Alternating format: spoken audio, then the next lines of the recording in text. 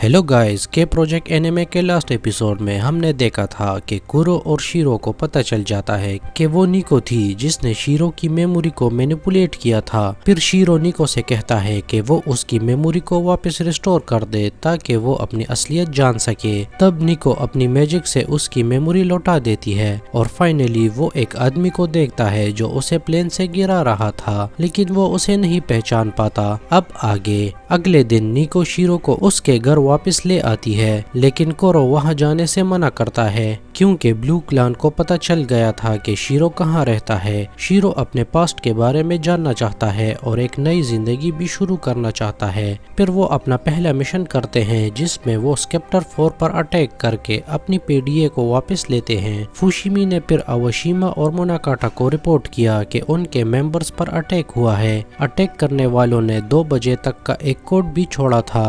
फिर 2 बजे शीरो मोनाकाटा से बात करने के लिए फोन करता है। शीरो ने स्केप्टर 4 के बाकी सारे वायर कनेक्शंस को डिस्कनेक्ट कर दिया था ताकि उसके कॉल को ट्रेस न किया जा सके। शीरो मोनाकाटा से कहता है कि वो प्लेन वाले आदमी को अरेस्ट कर ले क्योंकि ऐसा लगता है कि वही असली कातिल है। शीरो ये भी कहता है कि अगर वो उसे पकड़ लेते हैं तो शीरो खुद अपने आप को स्केप्टर 4 के हवाले कर देगा। फुशिमी और उसकी टीम शीरो की लोकेशन ट्रेस करने की कोशिश करती है, जबकि मोनाकाटा शीरो से निको और कोरो के साथ खुद को सरेंडर करने की डिमांड करता है। शीरो मान जाता है और मोनाकाटा कहता है कि वो उस प्लेन वाले आदमी को खुद पकड़ेगा। फुशिमी और उसकी टीम ने साइट पर जाकर कवर ट्रक को चेक किया तो पता चला कि शीरो ने उन्हें बेवकूफ बनाया। शीरो और उसकी टीम माल ले जाने वाली एक छोटी सी शिप में छुपे थे।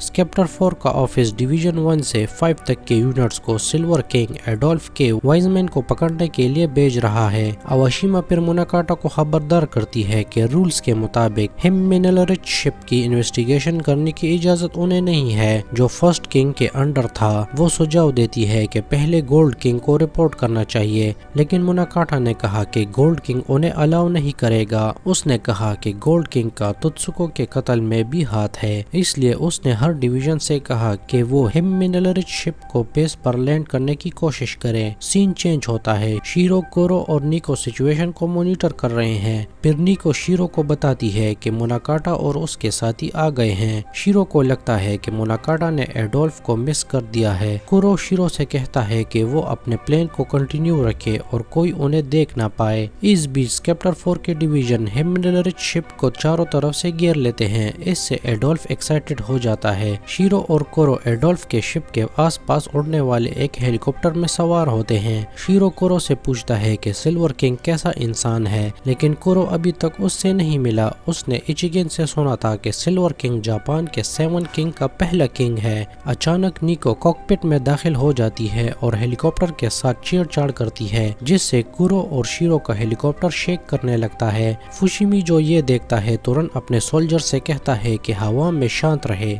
लेकिन निको हेलीकॉप्टर के साथ खेलना जारी रखती है और इस तरह वो एडोल्फ के शिप में क्रैश कर जाते हैं। सीन एडोल्फ के रिसर्च पर स्विच होता है जिसे कमांडर कोकोजोजी डाइकाकुगु ने फंड किया था। एडोल्फ की एक बहन भी थी जो कमांडर कोकोजोजी के साथ काम करती थी। वो और उसकी बहन एक दूसरे के साथ बहुत क्लोज थे। एक रात अचानक उनके बेस पर दूसरी मिलिट्री ने हमला कर दिया। कमांडर कोकोजोजी उस बेस पर पहुंचा जिस पर हमला करके डिस्ट्रॉय कर दिया गया था। उसने एडोल्फ को उसकी बहन को पकड़ते हुए देखा जो कल रात के हादसे में मर गई थी। अपनी लेबोरेटरी और बहन को खो देने के बाद एडोल्फ ने अपनी मिलिट्री को छोड़कर हिमेनलरिच शिप को लेकर चला गया। स्केप्टर 4 उस पायलट को ढूंढ रहे थे जो हिमेनलरिच शिप पर क्रैश हुआ था। अवशिमा क्राइम सीन को इन्वेस्टिगेट कर रही थी ताकि कोई क्लू मिल सके। इस दौरान फुशिमी मोनाकाटा को रिपोर्ट करता है कि 3 मुजरिम इसमें शामिल हैं। सीन अशिनाका हाई स्कूल पर शिफ्ट होता है। Kukuri as a head of student association के काम में बिजी होती है। वो मिसिना और दूसरे लोगों से उस हॉस्टल रूम को खाली करने के लिए कहती है जिसमें कोई नहीं रह रहा। वहां जाकर उन्हें लगा कि कमरे में जैसे कोई रह रहा था। इन्वेस्टिगेशन करने के दौरान मोनाकाटा गोल्ड किंग से मिला कि सिल्वर किंग की बॉडी कंडीशन को चेक करे। मोनाकाटा का यहाँ آنا سمجھوتا کرنے کے لیے تھا، لڑنے کے لیے نہیں، کیونکہ اس کے پاس اس کا سورڈ نہیں تھا۔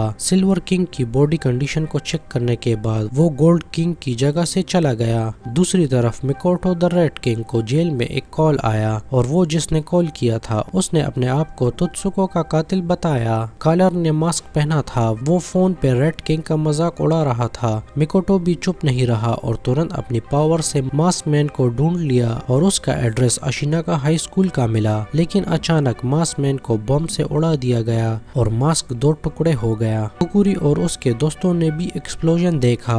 میکوٹو کو لوکیشن کا پتہ چل گیا، اس لیے وہ جیل سے ترنت نکل گیا۔ اس نے سکیپٹر 4 کا آفس ڈسٹروائے کر دیا اور اواشیما کے سامنے آ گیا، لیکن بس ایک ہی اسٹرائک سے میکوٹو نے سکیپٹر 4 کے سبھی ممبرز کو بے بس کر دیا۔ ہومرا گینگ سکیپٹر 4 کے آفس کے سامنے میکوٹو کو لینے کے لیے انتظار کر رہی تھی۔ آنا پھر میکوٹو کے پاس آئی اور اس کا ہاتھ پکڑ لیا۔ کوساناگی نے بھی اس کا ویلکم کیا۔ میکوٹو نے ریڈ کلان یعنی ہومرا گینگ کو بتا دیا کہ تتسوکا کا قاتل اشیناگا ہائی اسکول میں ہے۔ یاٹا اور کاماموٹو خوش تھے کیونکہ یہ ان کی پریڈکشنز کے مطابق ہو رہا تھا۔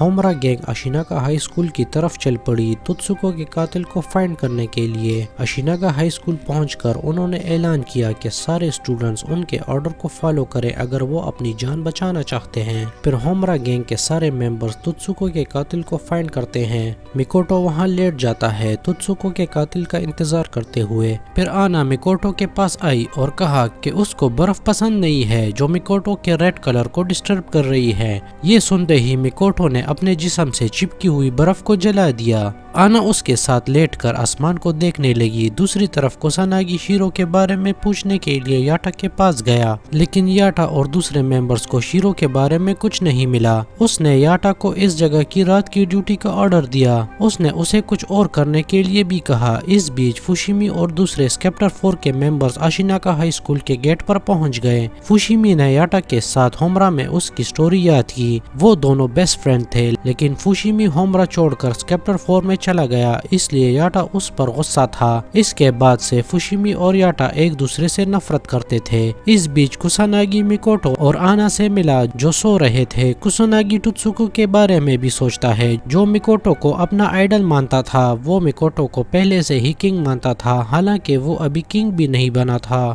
کوساناگی پھر آنا سے اس کے ساتھ جانے کے لیے کہتا ہے کیونکہ میکوٹو کے گیسٹ آ رہے تھے۔ آنا نیچے اتری اور کوساناگی کے ساتھ چلی گئی۔ میکوٹو پھر جنگل میں چلا گیا اپنے گیسٹ موناکاٹا سے ملنے کے لیے۔ موناکاٹا میکوٹو سے سمجھوتا کرنے آیا تھا۔ اس نے میکوٹو سے اسکول چھوڑنے کو کہا کیونکہ اس کے ایکشن سے اسٹوڈنٹس تکلیف میں تھے، لیکن میکوٹو نے انکار کیا اور اسے کوئی فرق نہیں پڑتا اسٹوڈنٹس سے۔ موناکاٹا نے کہا کہ قاتل کلرلیس کنگ ہے اور وہ کلرلیس کنگ کو ارسٹ کر کے میکوٹو کے حوالے کر دے گا، لیکن میکوٹو نے اس کی مدد لینے سے بھی انکار کر دیا، جس سے موناکاٹا بہت غصہ ہو گیا۔ دو کنگز کے بیچ فائٹ شروع ہو گئی کیونکہ ان کے بیچ میں بات چیت سے کوئی ڈیل نہیں ہوئی۔ اس بیچ شیرو، کورو اور نیکو شوک ہو گئے جب وہ اپنے ہاسٹل روم میں واپس آئے جو کہ دھماکے سے ڈسٹروائے ہو چکا تھا۔ وہ ہیملری شپ انسیڈنٹ سے جسٹ واپس آئے تھے۔ نیکو بہت اداس تھی کیونکہ اس کی فیوریٹ پیالی بلاسٹ سے ٹوٹ گئی تھی، جبکہ کورو کہتا ہے کہ شیرو کو اب بہت سے لوگ تلاش کر رہے ہیں تتسوکو قتل کیس کی وجہ سے۔ کورو نے کہا کہ ان کو یہاں نہیں آنا چاہیے تھا۔ نیکو غصہ تھی کیونکہ یہ روم اس کا گھر تھا۔ پھر شیرو نے کورو سے کہا کہ انہیں گھر کی مرمت کرنی ہوگی۔ اس نے یہ بھی کہا کہ وہ ایچیگن سے پوچھے جو فیوچر دیکھ سکتا ہے تو انہیں پتہ چل جائے گا کہ انہیں آگے کیا کرنا چاہیے۔ کورو نے ایچیگن کی ایڈوائس سننے کے لیے ٹیپ نکالا، لیکن پھر کورو نے کہا کہ ان کو کوکوری اور دوسروں کی مدد کرنی ہوگی اور ایچیگن کی باتوں پر زیادہ ڈیپینڈنٹ رہنا ٹھیک نہیں ہے۔ یہ سن کر شیرو کورو اور نیکو کو انوائٹ کرتا ہے کوکوری اور دوسروں کو تلاش کرنے کے لیے،